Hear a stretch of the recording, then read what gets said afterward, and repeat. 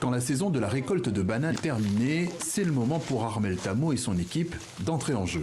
Nous avons besoin des troncs de bananiers parce que l'idée c'est de prendre ces troncs de bananiers et de transformer en emballage biodégradable. Et des troncs de bananiers comme celui-là, abandonnés ou qui ne servent plus à rien, il y en a à profusion ici dans cette plantation de Bamkomo.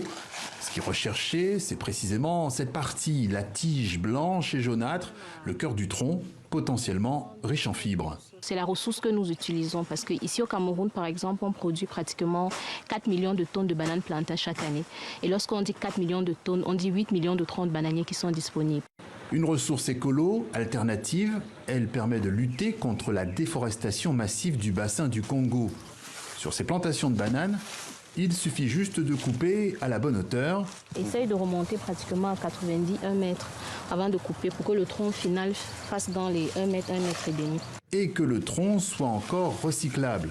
Entrepreneuse avisée, lauréate de plusieurs prix, Armelle Tamo est déjà dans le coup d'après avec une stratégie qui veut minimiser les coûts et gagner du temps. Nous lançons justement un appel aux différents agriculteurs producteurs de plantains avec qui nous allons établir des mini-points de transformation dans les villages et on va récupérer, on ne va plus rentrer avec les troncs dans l'atelier, mais cette fois-ci on va rentrer avec les fibres. Mais pour l'instant, il faut encore tout charger dans le camion. Il faut encore ramener les déchets à 25 km de là, à l'atelier de Yaoundé.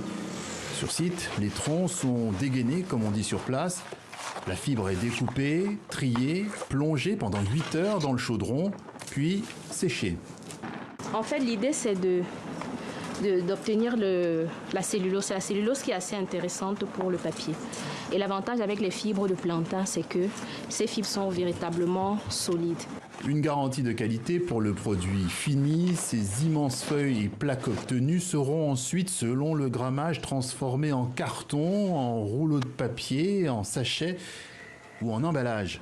Une production d'environ 500 emballages par jour vendus entre 1 et 5 euros l'unité. Des emballages en papier recyclé qu'Armelle Tamo va parfois livrer elle-même chez ses clients du centre-ville de Yaoundé. De jeunes entrepreneurs comme elle, soucieux de séduire leur clientèle tout en préservant l'environnement.